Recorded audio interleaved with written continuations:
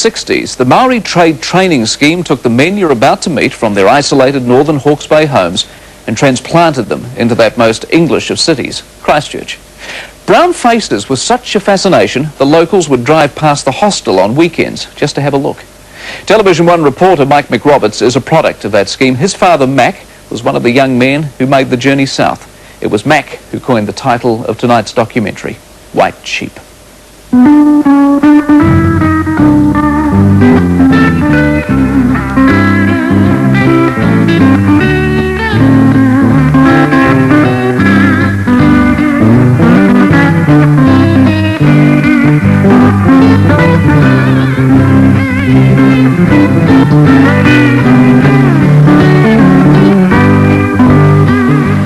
I'd never thought of my dad as an immigrant before. After all, he came from a small town called Wairoa in Hawke's Bay. But at the age of 15, he moved to Christchurch. He might as well have moved to another country. Trainee McRoberts of Wairoa became Mac McRoberts of Christchurch, became the white sheep of his family. White sheep, eh? White sheep. Yeah, I think I might have told you that when we were driving home one day. We were going out one time there and you might have asked me something or whatever, you know, and I said to you that in families they have a black sheep of the family, and I said, I think I am the white sheep of the family, you know, on the way I'd changed. But I mean, I don't mind, man. It's all right, eh? But the significance of my father's self-appointed description as the white sheep would go much deeper than just a light-hearted comment. It could describe a generation of Māori who left their small hometowns in search of a better life. Some would find that 1,000 kilometres away from home, in a different island, in a different world. Christchurch in the late 50s and early 60s. You couldn't have got a more English city. Back then the population was 200,000. There were only 600 Māori. But my father and others like him who came down here on a trade training scheme changed all that. They changed the face of Christchurch. They made it a little browner. Many of those brown faces are still in Christchurch. The young Māori men who came here to learn a trade stayed. They married local girls, Pākehā girls. They settled and had families in Christchurch. Most now have grandchildren. Imagine you like that now. Anybody think you were going to see the Queen? Or at a bad taste party.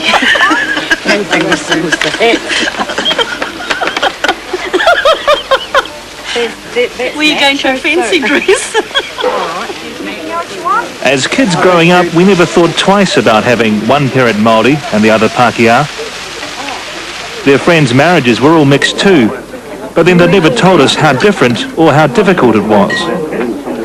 Yeah, look over here.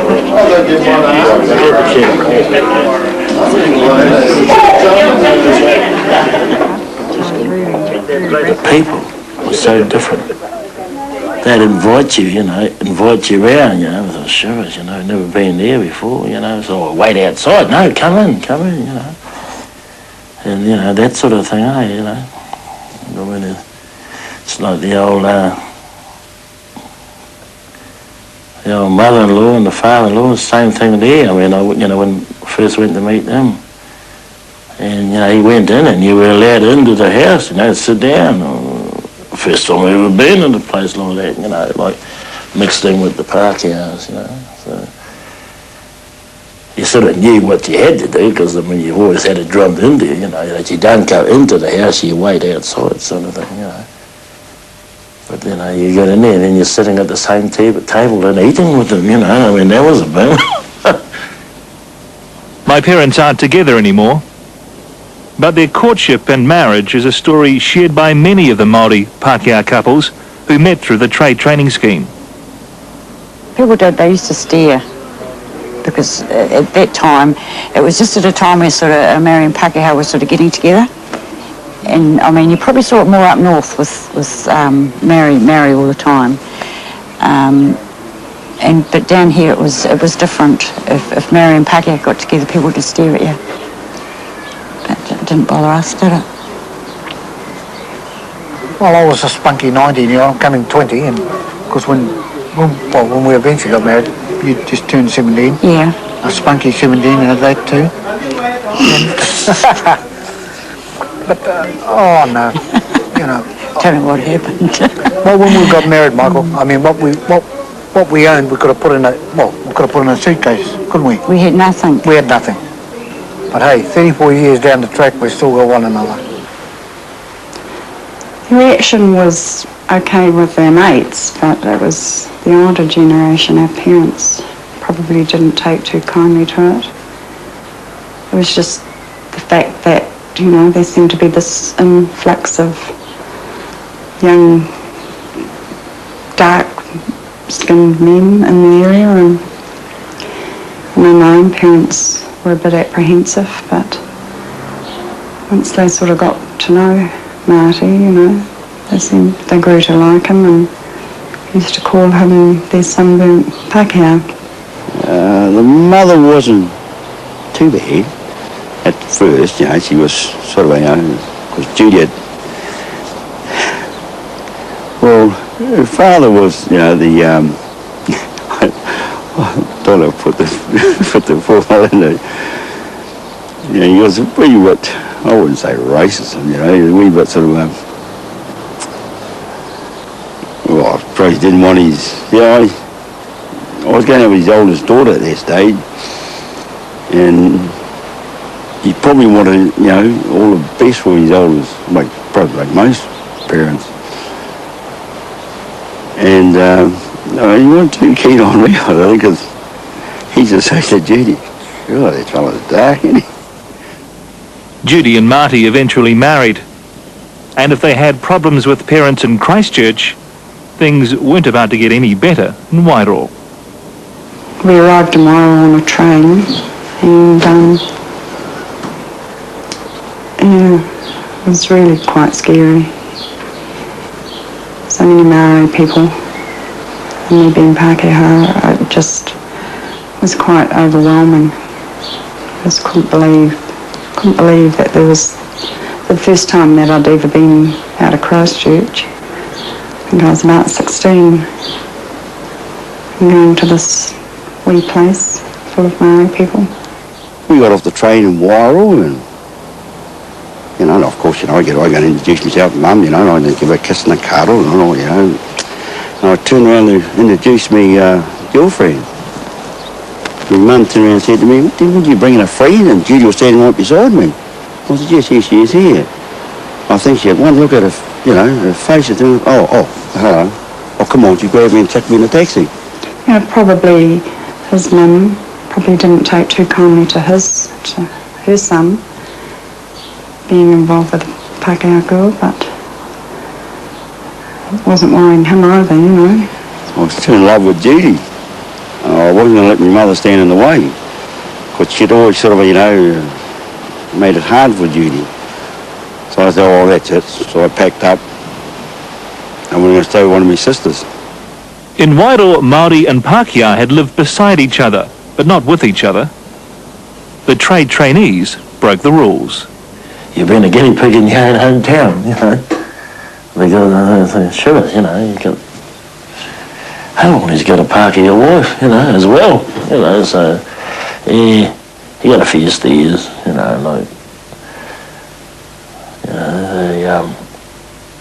well, even, like your wife didn't sort of talk to the Pākehās. They wouldn't, like it was hard to talk to the people back home, the Pākehā people, the elders. But your wife, and then she'd go in the shop with me, she'd automatically get served first on that sort of lines, because she was all the same colour as the shopkeeper, But when you find out that you go and stand beside her, and, look, who was married down there,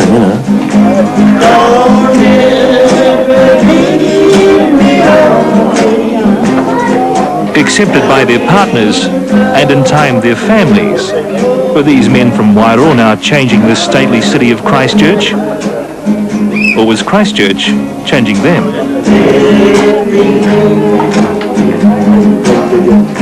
Makes furniture, It's the closest he's got to his original trade of carpentry since he first came to Christchurch. But the trade training scheme wasn't just about doing an apprenticeship. It was about opportunity. They say being selected was like winning lotto. We were different. We were different to the black sheep. We were the white sheep. It all reverts back to that same thing, the old trade training scheme, I mean, without that, we wouldn't have had the opportunities. Who knows? I probably would have been in jail by now or whatever, or 20 years ago, Quite could happen. But I mean, getting that opportunity, it's brought me out to a new world, I still remember Dad taking his hat off, bending his hand down and going around everybody that was there, and he says, just put what you got in the hat just to help me on my way. The hat went around. It hardly got halfway. Dad had to look for another hat. And when he came around, and he said, "Here, son, this money's collected all for you to help you on your way down there." When I actually got accepted, my sister, my brothers, and my mother and father all had a big party on Saturday. And all this beer and this merry widow, and my sister, go on your boat. And we got pissed, And that was on a Saturday, and I had to leave on a Monday.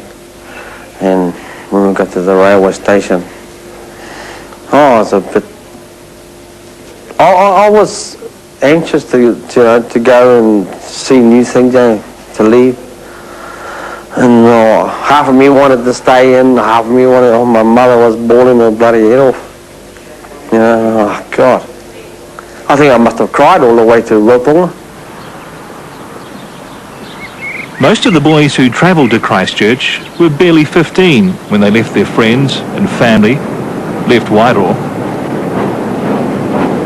Many of them had never been further south than Napier before. They would travel all day by rail car and all night by ferry to reach their new home.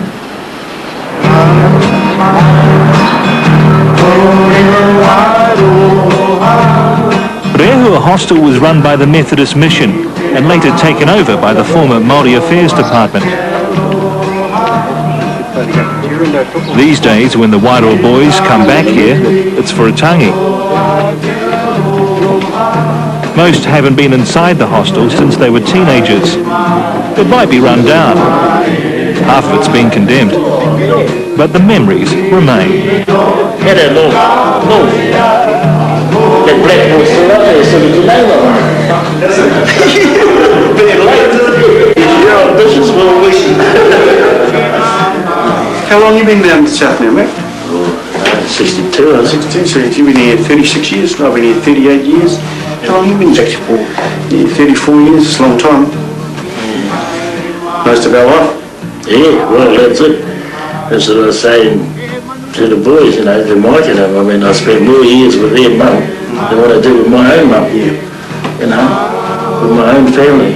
It's just common history.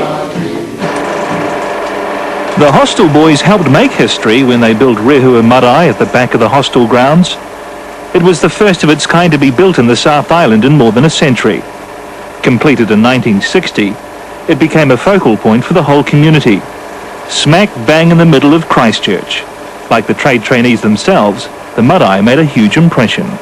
It was a new development, and this thought in Christchurch of, a group of up to 40, I think it might have been a few more than that, Maori lads training. It was a new concept, and it, I think, excited the imagination of people here. Back in Wairoa, my father and his friends never mixed with Pākehā. They lived on one side of the river and, Māori lived on the other. But all that changed when they came here to Christchurch. 20 Māori boys living in the centre of a city overwhelmingly Pākehā in population. Here they caused a bit of a stir. At times, living at Rehua really did feel like you were living on a reservation. It was like being in the sideshows, like you were the centre of attraction. Especially on the Sundays, the cars would drive past the hostel, and it wasn't until after a few weeks we were there that we realised what they were doing. They were having a gawk at us to have a look at, this is a place where all those Maori boys from the North Island are staying.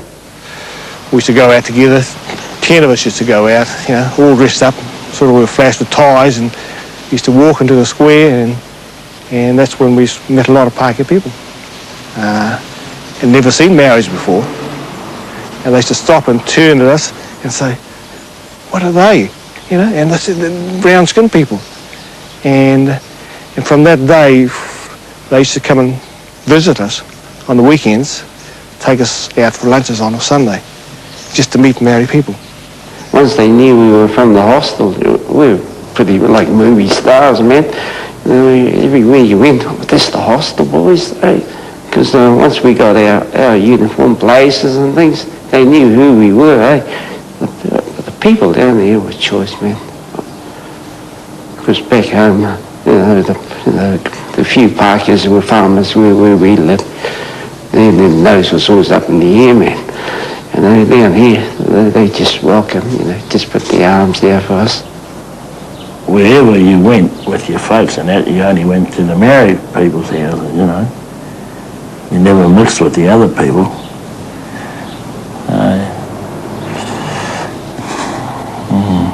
It's too hard to sort of actually, you know, to sort of talk about it, because I mean, it was hell of a different, you know, like coming down here where people went out of their way to, you know, to greet you. Or the other race, you know, like with the Pākehās, I mean, service, you know, you play football with them, you know, you did everything, and they all invited you home, you know. The eyes were looking at us rather than us looking at them, because what's those fellas doing here? Look at those young fellas over there. Wonder what they're doing. No, they were looking at us rather than us looking at them. There was something new to them. We were the foreigners.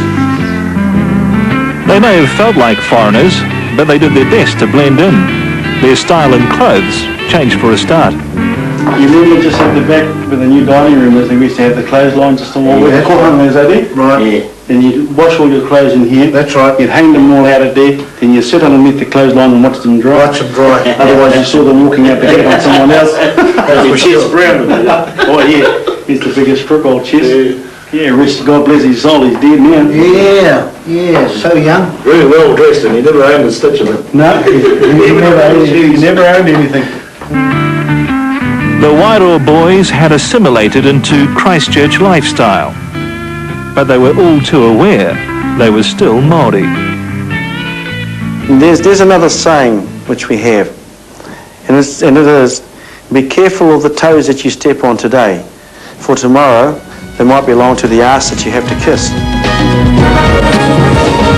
40 years ago, they were welcomed by the Pākehā population. Their cultural differences admired. But things have changed since then. And Christchurch has an unenviable reputation for race relations or racial attacks. One of the worst happened here at Scarborough Beach. A Nigerian man out for a walk with his young family was set upon by 10 skinheads who kicked and punched him purely for the colour of his skin. Norm Dews now works for an urban Māori funding authority. He's noticed a gradual change in racial tolerance since he first went to Christchurch in 1960. Racism exists in New Zealand, whether we want to say it or not. It's just that some people want to talk about it and some people want to do something about it.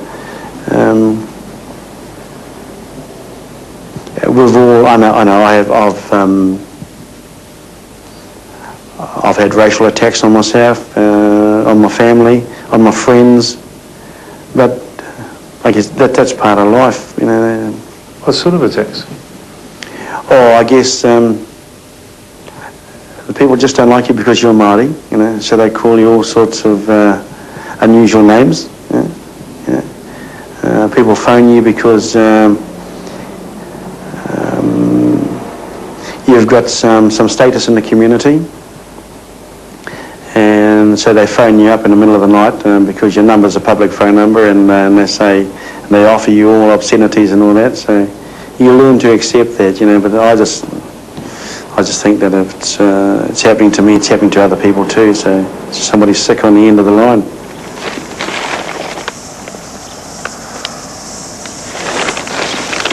You see, society's changed a bit on my father and his friends.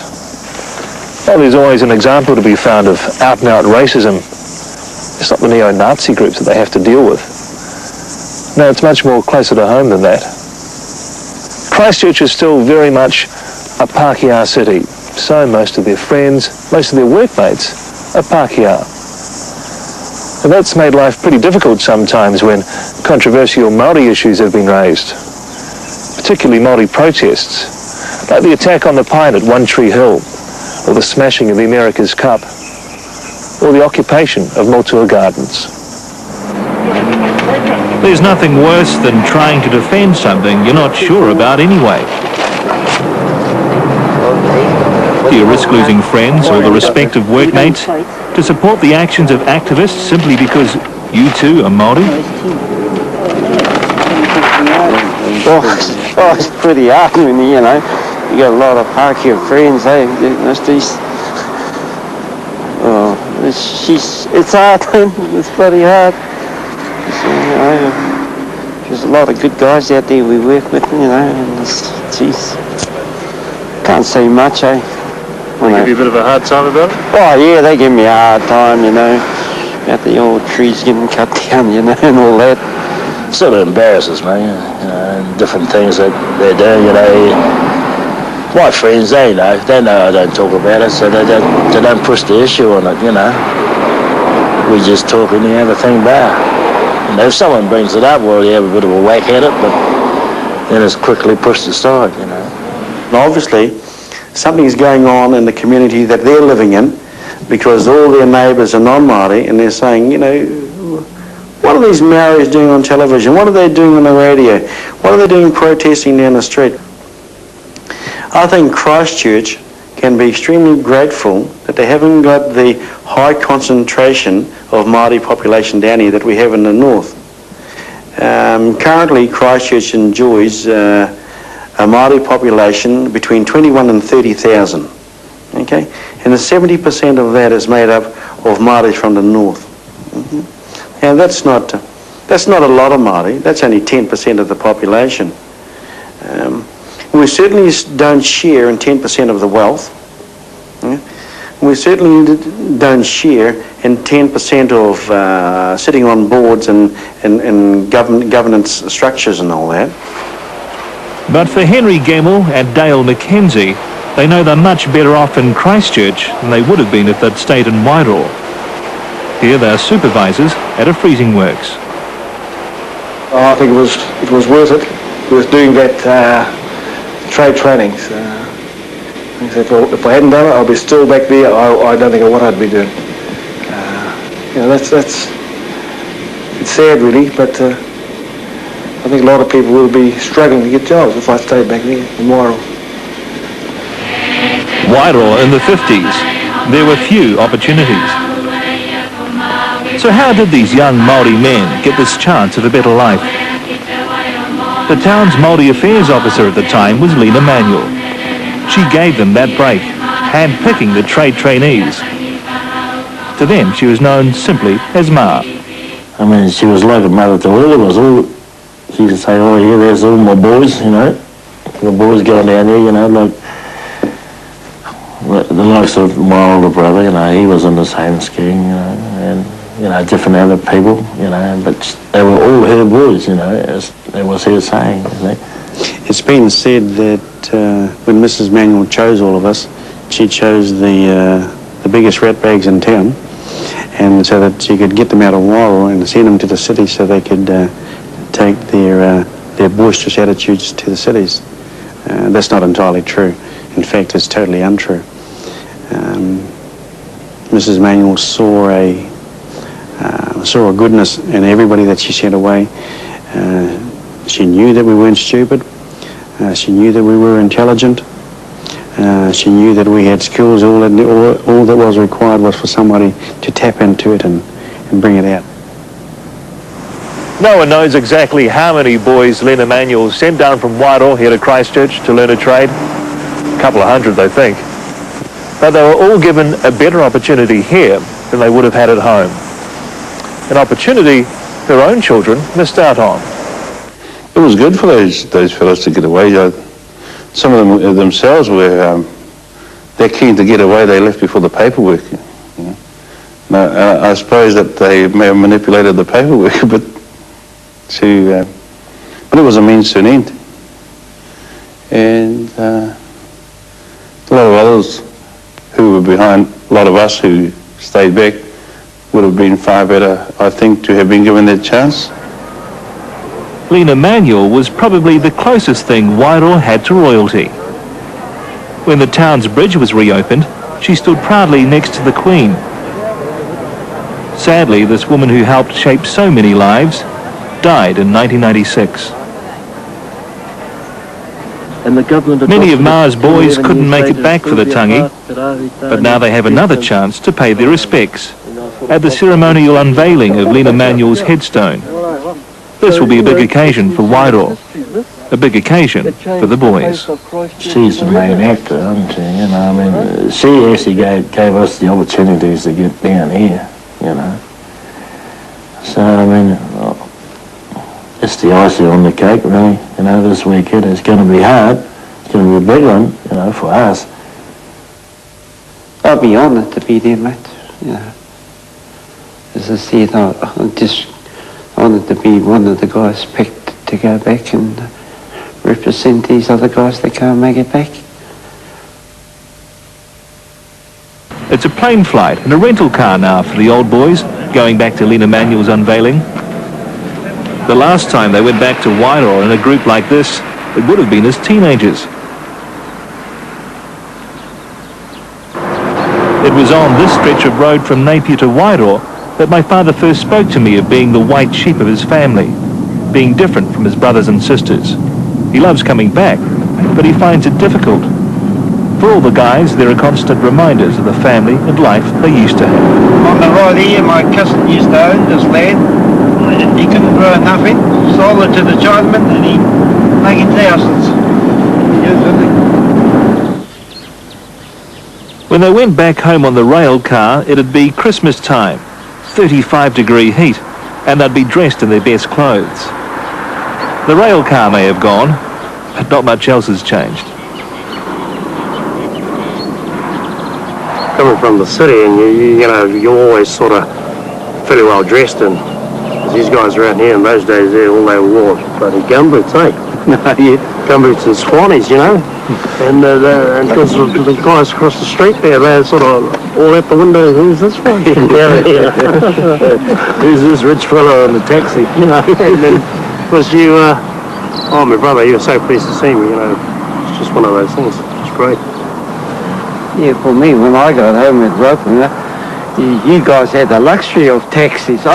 We never had taxis, and I was looking around for my horse. I left that tired there when I left about a year ago. I was looking around for my horse. Nobody ever met me at the station. I had to walk another 3 miles on the old shingle road. As soon as I got near the old homestead, a bit of spit polish. Yeah, that was me. Yeah. Every time I go back home, I can't wait to find my mates back home that were down here and they went home to live. And it's a great opportunity to exchange, to tell them that things have changed now. Now this is happening and this is happening and this is happening. And it's also a big opportunity for them to tell us within about 5 seconds, nothing's changed there, bro. Nothing's changed there, it's still the same. For years, my father was physically whiter than the rest of his family. Put it down to the Christchurch climate, but it added to his feeling of being different. With everything he gained living in Christchurch, he and the others like him lost the ability to speak their own language, lost their te reo Māori.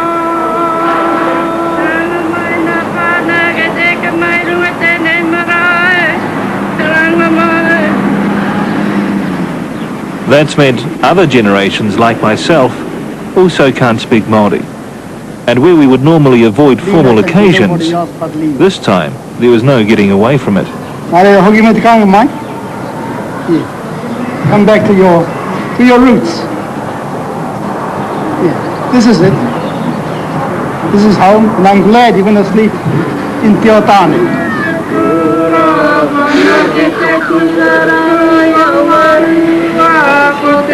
A pulpity in our honour, and thankfully it's answered by Henry, who's made an attempt to learn the language in recent years. Understandably, he's a little nervous. Unfortunately, it was sprung on me, quite suddenly, and I sort of got a bit freaked out. And when it came to the Whaikore, I wasn't quite ready for it. But these sort of things happen. Yeah, Māori ora. E tuana I runga I te taumata timata kōrero. Kore e tu nei. Whakatūno koe tapata nei te nā kōru. Ka ranga tira o te pai. Ka ranga tira o te waka tākitimu. Ka ranga mai. Mihi mai te ropu o autau tahi. Te ropu o autau tahi. Nō reira. And I did feel privileged because this is my marae, Taiho, and speaking on your own marae is it was a bit scary, very scary, for the first time. I feel, geez, I should have kept it going, learned it. I feel lost that I can't stand up and speak on the marae, I feel a bit fucking mild about that, That's the hard part, it brings out, the feelings when you used to be here and go away, It's coming back to those things, it sort of sets you back on your bum, because everything comes out on that, on what they're talking about and everything is, they're talking about you and everything. And it's real sad. Like on that sort of thing. Puts heaps of feelings in you, Barry, you came back here and played rugby, eh? Top boy. It's not hard to pick out the Wairoa boys who went to Christchurch. Even the ones who returned years later, they still look different. But now they're home. Family ties proving too much. Like Phil Tamataroa. Well, the move back home was sort of created through Cyclone Bola. So, as we all know, it devastated most of the east coast, a lot of the east coast, and Wairoa was included in that. And having no road bridge to get from one side of the town to the other, I thought about my mother and father. They were getting on, and the only transport my father had was an old Fergie 35 tractor. Everybody used to talk about this tractor. And I said to my partner at the time that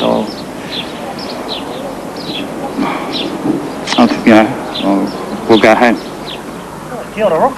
Kia ora. Yeah. Kia ora ngā rangatira o tautahi. Tēnā tautau. Kia ora. Nā mai hare mai. For nearly 40 years, Ruku Wanahu had been a successful builder and businessman in Christchurch, but gave it all away after feeling a spiritual pull to go back home. I had a feeling as though someone was actually telling me to go home. After 3 years, I knew it was my grandfather who had passed away in 42. It was so hard to work out that I went to see an old married man, a mate of mine down there, and he just said to me, the old fellow wants you to go home. And I suppose unless you're married, you may not be able to understand that.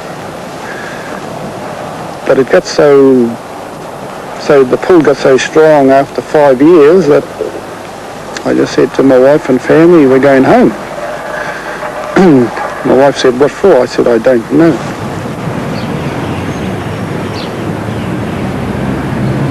When they used to come home as teenagers, they'd walk down the main street in their city clothes, just so everybody knew they were doing all right. Things haven't changed so much. still the creases down the front of the trousers.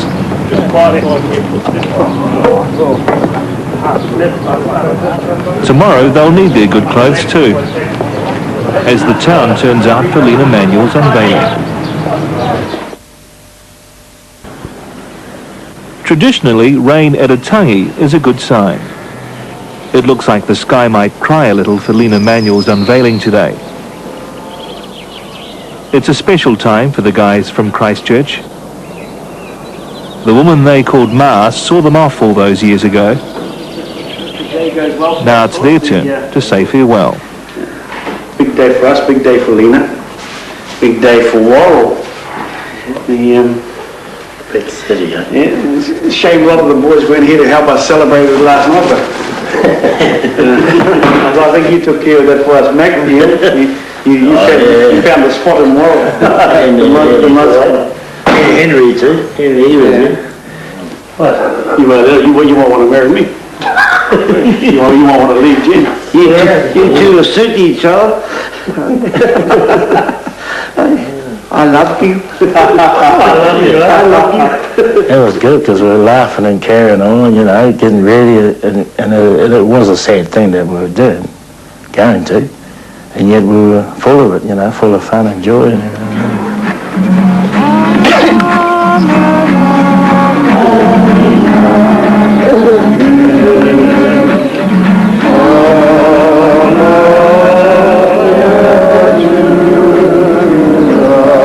The cemetery where Lena Manuel is buried is less than a kilometre from Taiho Marae, in the middle of a cow's paddock. Unveiling's a common practice among Māori. When a loved one is buried, the grave doesn't receive a headstone for at least a year, sometimes longer, depending on the whānau. It's like a second tangi, a final chance to say goodbye.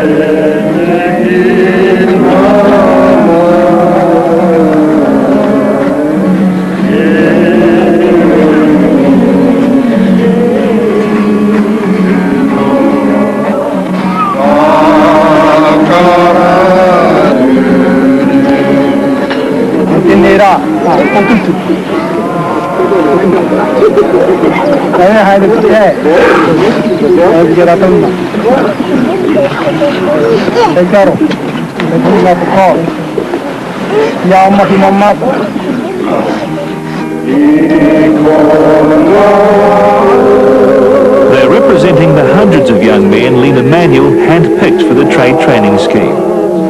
A touch of Lena's headstone on the way out sends her their love.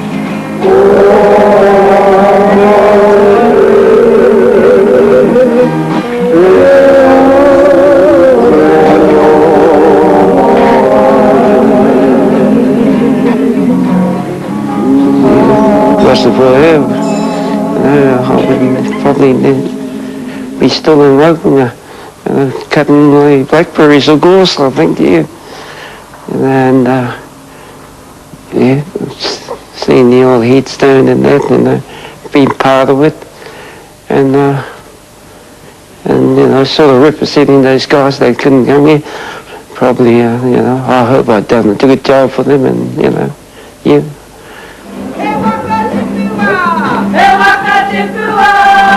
It appears Lena Manuel has one more gift for the boys she sent to Christchurch. Acceptance. As the large crowd gathers for a meal after Lena's unveiling, the trade trainees from Christchurch are given the honour of sitting at the head table, a place normally reserved for kaumātua. Treated like a Roman king up here. This is Taiho, this is not more. Where I come from and where Henry come from, you're down here outside with the cooks if you're local. You don't get on this main table so often. It's great to be home. See the whānau. To get this treatment is a real honour. Cheers. Cheers, Mark. Thank you. I think you can have all the ones at this end too if you like. Thanks for everything, mate. All right. If my father meant by being white sheep, thanks, mate. You are a little more Pākehā-fied than the rest of your family, Then it's occasions like Lena's unveiling and being around family that remind them they are Māori.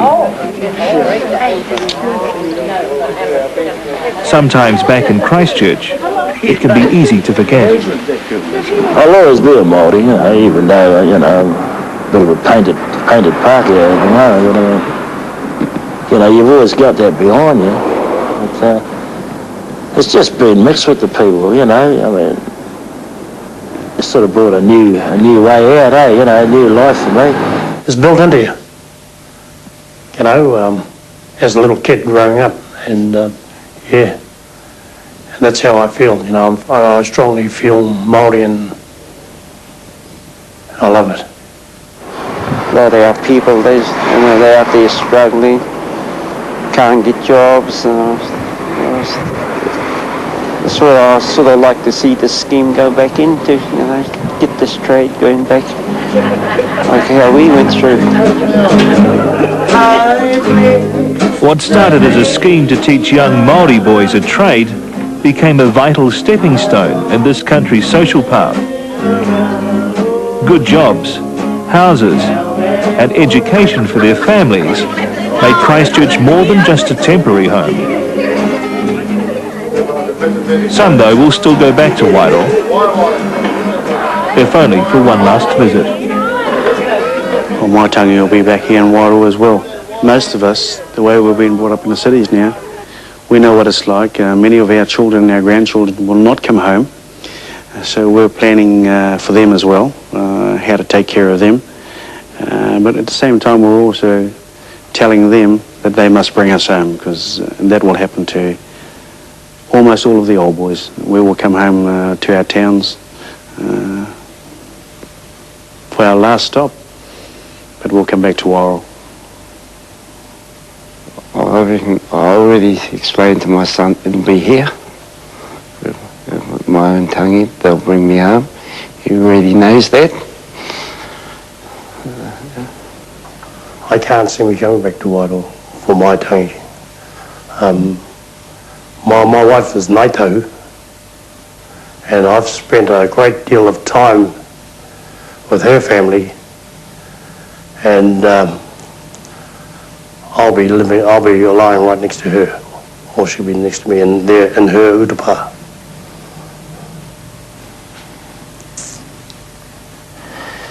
Oh, well, my tangi, it'll be up to my children, I think. And I myself, I would like my children to keep me where I am, down there. That's my home. I've been there for a while now. And with me being up here, if I come back here to get buried, it's no good to my children, my mokopunas. They're all down there, and you just can't, I want them to come see me all the time. I don't want to be stuck up here by myself.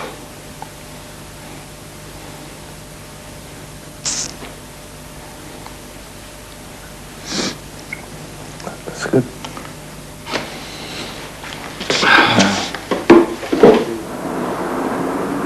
Dad says he still feels like the white sheep of the family. But maybe that's not such a bad thing. Maybe he's had the best of both worlds. Yeah, sure, bro. Let's go.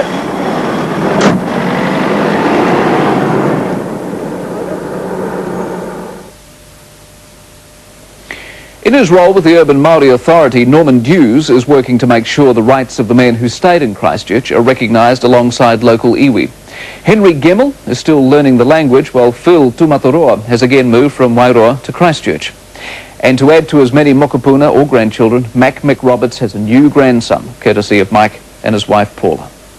Well, next week on Documentary New Zealand, Bring those shoulders round. take a trio of ordinary punters. Michael is 48. Put them in a gym for 3 months. I used to weigh 75 kilos. And see what happens. All this on top of a 50-hour week as an accountant. You know damn well peanuts are not okay on a pre-contest diet. Often funny. 2, 3, bang. Sometimes frightening. She's pretty empty. Always inspiring. That petrol in the tank. How do you feel now? Stuffed. Is Tim going to be the first dropout? That's next week on Documentary New Zealand. We'll look forward to seeing you then. Good night.